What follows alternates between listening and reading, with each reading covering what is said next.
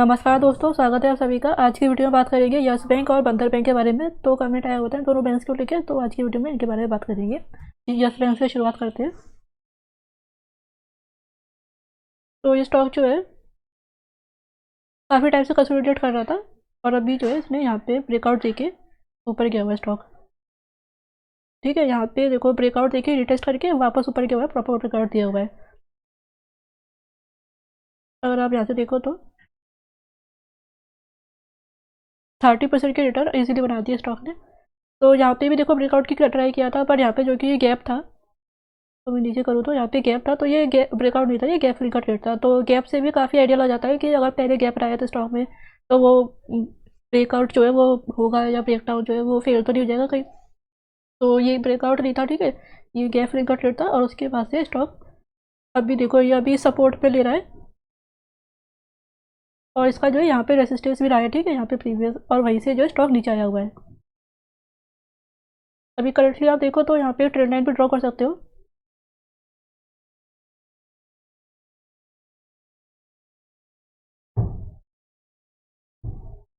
तो इस trend line को जो है स्टॉक रिस्पेक्ट कर रहा है और यहीं से स्टॉक ऊपर चल रहा है। अब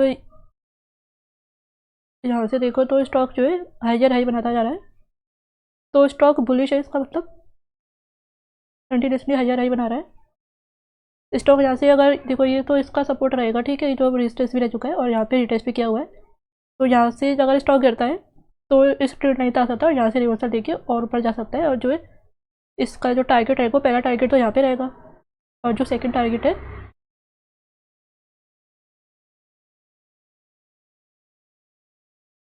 वो यहाँ तक के लिए रह सकता है। यहाँ पे देखो जो इसने रेजिस्टेंस बनाया हुआ है,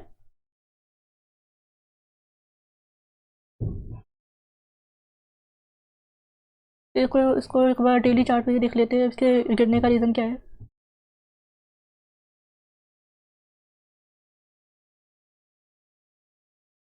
तो देखो यहाँ पे तो 16 फरवरी शो कर रहा है, बट जो 15 फरवरी को हुआ था, 15 फरवरी को ये कार्लियन ग्रुप ने अपना स्टेक बेचा हुआ था। 1.2% का स्टेक जो है वो मॉर्गन स्टैनली को बेचा हुआ है, ठीक है।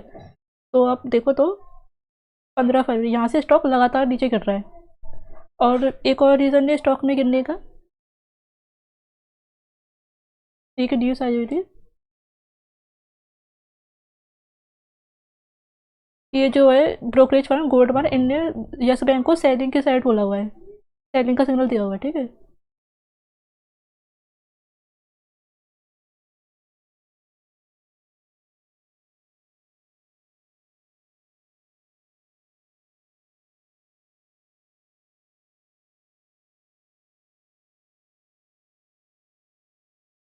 तो ये देखो जो है ब्रोकरेज फर्म इनने गोल्डमैन ने target price for Yes Bank came in 16 rupees, 16 रुपये का टारगेट दिया हुआ है कि ये 16 रुपये तक स्टॉक नीचे आ सकता है।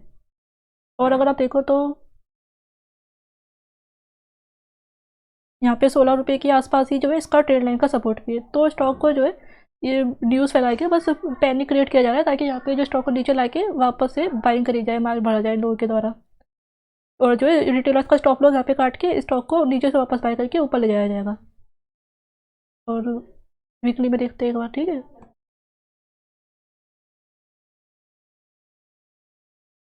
तो स्टॉक जो है यहाँ से सपोर्ट ले सकता है, या तो या फिर इसको ब्रेक करेगा, तो आपको यहाँ पे वेट करना है पहले तो कि यहाँ पे रिवर्सल देता है या नहीं, या तो यहाँ कंसोलिडेट करेगा, और नहीं तो यहाँ पे जो है इस ट्रेड लाइन का रिवर्सल लेके स्टॉक ऊपर जा सकता है। तो चलिए अब कंपनी के फंडामेंटल्स की बात करते हैं। तो लार्ज कैप कंपनी है, 69,000 करोड़ का इसका मार्केट कैप है। पी रेशियो हाई है 68 का, जो कि इंडस्ट्री पी 12 का है। और R O C R O ई भी आपको अच्छा नहीं मिलेगा क्योंकि कंपनी लॉस बुक कर रही थी। तो आर ओ सी 4.9% का है, लगभग 5%, और जो आर ओ ई है वो लगभग 2% का है। और करेक्शन देखो टॉप से तो 94% करेक्शन हुआ है। बुक पर एक चीज़ अच्छी है कि बुक वैल्यू ठीक है, 1.7 की है, फ्लैश परसेंटेज 0 दिखेगा आपको। और जो चार्ट देखते हैं तो पी रेशियो का चार्ट आप देखो तो यहाँ पे तो दिखेगा नहीं क्योंकि कंपनी लॉस बुक करी थी, और उसके बाद से पी जो है लगातार बढ़ रहा है। मिडिल पी इसका 39 का रहता है और करंट जो पी है वो 67 का है। तो कंपनी जो है अपने अर्निंग्स को मैच करे अपने प्राइस के साथ स्टॉक के, तो जो है इसका पी रेशियो कंट्रोल में आ सकता है। और बाकी जो मैंने आपको बताया है कि ये अपने ट्रेंड लाइन तक आता है, यहाँ तक सपोर्ट लेने, तो जो है इसका पी रेशियो भी कम होगा और बुक वैल्यू भी ठीक होगा, तो जो कि फ़ायदे की बात रहेगी हमारे लिए। ईयर्स को देखते हैं तो देखो डेप्ट तो रहेगा कंपनी पे, और सब पे डेप्ट है ऑलमोस्ट, क्योंकि बैंकिंग सेक्टर कंपनीज का काम ही होता है लोन लेके पैसा उसको लोन पे देना और उससे इंटरेस्ट कमाना, ठीक है। और जो पी रेशो आपको हाईएस्ट मिलेगा, क्योंकि कंपनी लॉस वो किया हुआ था और उसके बाद प्रॉफिट हुआ भी तो साल का पिछले साल कम हो गया था। ओपीएम एवरेज है सभी कंपनीज को देखो तो 56 का है। बुक वैल्यू सबसे अच्छी है, ठीक है, 1.7 की। R O C R O ई आपको अच्छा नहीं मिलेगा ज़्यादा।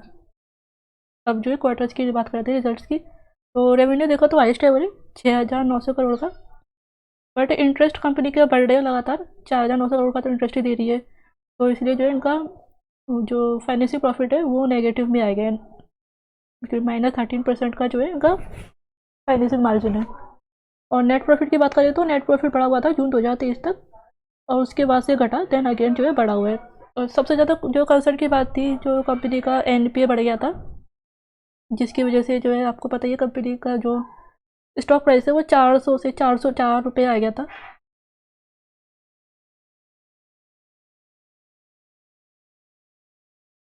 क्योंकि सबसे बड़ा कंसर्न था, देखो 400 रुपये से कंपनी लगातार इसका स्टॉक गिरा हुआ है और 4 रुपये पर ट्रेड कर रहा था, मतलब 99% जो कैपिटल है आपका वाइप आउट हो गया था।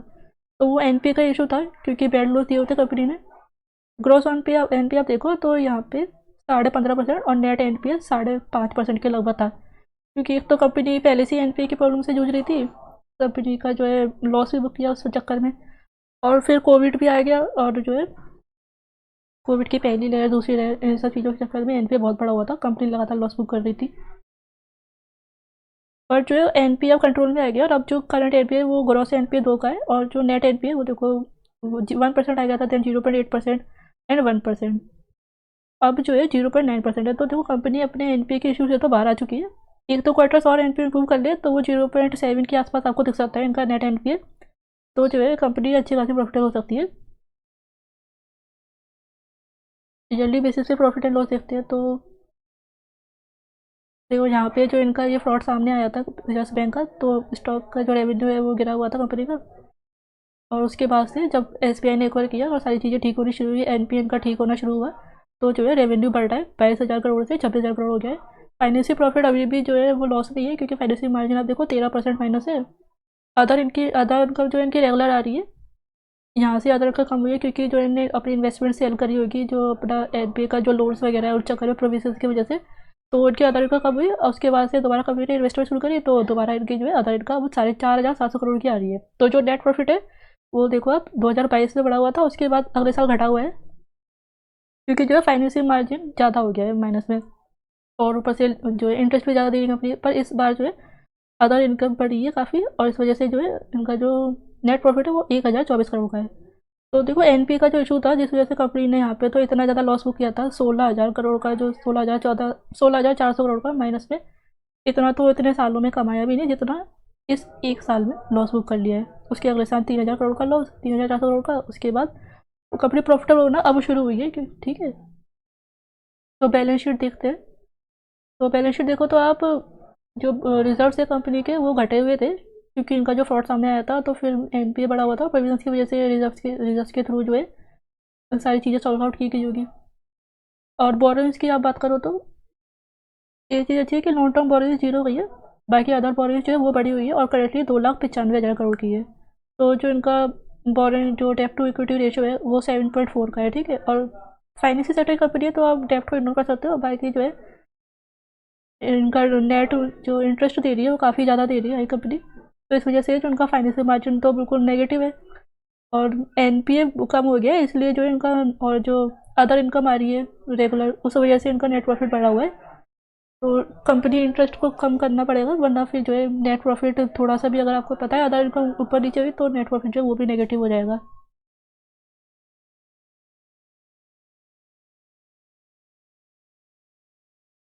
और रेशियोज़ की बात करें तो देखो रेशियो कंपनी का अच्छा खासा चल रहा था, बट जैसे ही जो इनकी न्यूज़ आई 6% का रेशियो हो गया, उसके बाद -68%, -30%, और करंटली जो आर चल रहा है वो 3%, देन 2% का चल रहा है, तो आर तो काफ़ी बैड है कंपनी का। तो चलिए इन्वेस्टर्स की बात करते हैं अब। इन्वेस्टर्स में आप देखो तो एफ आई आई जो है इनने अपना स्टेक काफ़ी बढ़ाया हुआ है, 12% से जो है 23%, 23.5% तक कर दिया है। और FIS में आप देखो तो जो है ये CA बेस्ट इन्वेस्टमेंट्स, इन्होंने ये जो है, ये जो मैंने आपको दिखाया था कार्लिन ग्रुप्स, इन्हीं की सब्सिडरी कंपनी है। तो इन्होंने अपना जो है 1.2% का स्टेक बेचा हुआ है मोर्गन स्टैनली को। ये देखो 15 फरवरी को इनने सेल किया और मोर्गन स्टैनली ने बाई किया हुआ है। तो इनका स्टेक जो आपको अगले क्वार्टर में थोड़ा कम होकर दिखेगा 1.2%। और DIS में बात करें तो देखो प्रोमोटर्स तो है नहीं, क्योंकि कंपनी जो है पूरी तरह से लॉस में थी। कंपनी का जो फ्रॉड सामने आया था तो कंपनी डूबने की हालत में थी, और कंपनी को जो है SBI जो RBI ने मिलकर काफ़ी बेस को इकट्ठा करके उनको बोला कि इनको बाय करो उनके शेयर को। तो SBI ने 30% का स्टेक बाय किया हुआ था, जो कि अभी SBI ने घटा के 26% कर दिया है। और स्टिल SBI जो है काफ़ी जो सबसे बड़ी बैंक है इंडिया की गवर्नमेंट सेक्टर की, तो SBI ने जो शेयर जो उनके शेयर बाय कर रखे हैं इतना 26%। तो SBI एक स्ट्रॉन्ग बैकबोन रहेगी IS बैंक के लिए। बाकी का जो स्टेक है वो लाइफ जो LIC है इनके पास है। यहाँ पे पहले जो 5% था तो दिन कब हो गया होगा 1% से, तो यहाँ पे शो नहीं कर रहा है। यहाँ पे देखो 4.3%, बाकी ICICI बैंक, एक्सिस बैंक और HDFC लाइफ इंश्योरेंस कंपनी इनके पास है। तो DIS की आप उल्टी देखो तो घटाई हुई थी, यहाँ से 43 से 37% तक आई थी, देन बढ़ा के 41% कर दी है। और पब्लिक की उल्टी आप देखो तो पब्लिक का जो 46% का स्टेक था वो घट के 38% तक आ गया था, देन थोड़ा बढ़ा हुआ था और देन घटा हुआ है, देन 34% स्टेक हुआ है। तो पब्लिक घटी हुई है लगातार, पर स्टिल पब्लिक ज़्यादा लग रही है। तो एक बार इसे टिकट टिप पे कंफर्म करते हैं। तो आप देखो जो पब्लिक है उसमें से रिटेलर्स जो है 22% है, 34% में से 22% रिटेलर्स है, और अदर पार्टीज 11.9% है। अदर पार्टीज मतलब जिनके पास ज़्यादा पैसा है, जो हाई नेट इंडिविजुअल्स है। तो अब रिटेलर्स एंड अदर्स में आप देखो तो पब्लिक 25% थी, 25.64%, जो कि घटते घटते 22.1% हो गई है। ठीक है, तो पब्लिक लेकर रही है लगातार, क्योंकि स्टॉक में जो है पैनिक क्रिएट किया जा रहा है। और इस जो ये न्यूज़ भी आई हुई है जो गवर्नमेंट की, इनने 16 रुपये का टारगेट दिया हुआ है, तो इस वजह से भी जो है रिटेलर्स निकल रहे हैं, और रिटेलर्स का स्टॉक लॉस काट के ये लोग स्टॉक को ऊपर ले जाने की तैयारी में, मेरे हिसाब से। और मैं गलत भी हो सकती हूँ, क्योंकि मार्केट में कोई भी गलत हो सकता है। तो ये मेरा व्यू था स्टॉक पे। तो अब जो है बंधन बैंक की बात करते हैं।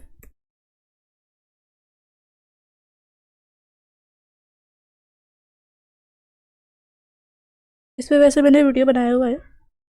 और अभी करंटली बात करें तो स्टॉक जो है अपने लेवल भी सपोर्ट ले रहा है, यहाँ से रिवर्सल दे सकता है।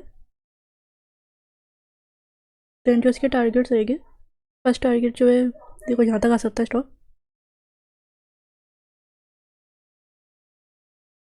सेकेंड टारगेट यहाँ था, एंड जो थर्ड टारगेट है वो यहाँ तक आ सकता है। बाकी आप इसे चाहो तो लॉन्ग टर्म के लिए होल्ड कर सकते हो यहाँ तक के टारगेट्स के लिए। और करेंटली जो है स्टॉक अपने रेंज में ही है, तो इस रेंज तक आके यहाँ से रिवर्सल ले सकता है। और आप चाहो तो एक ट्रेंड लाइन ड्रॉ कर सकते हो। देखो इस स्टॉक के नीचे, इस ट्रेंड लाइन के नीचे जब तक है तब तक आप वेट कर सकते हो। जैसे इस ट्रेंड लाइन का ब्रेकआउट दे तो स्टॉक को बाई किया जा सकता है।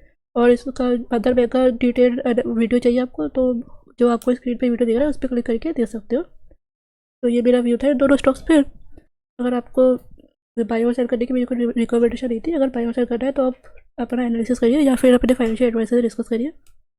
वीडियो अच्छा लगा है तो वीडियो को लाइक जरूर कर देना, चैनल पर नहीं हो तो चैनल को सब्सक्राइब कर दो, और कोई भी क्वेश्चन हो तो कमेंट कर दो, उस पर मैं वीडियो जरूर बनाऊँगी।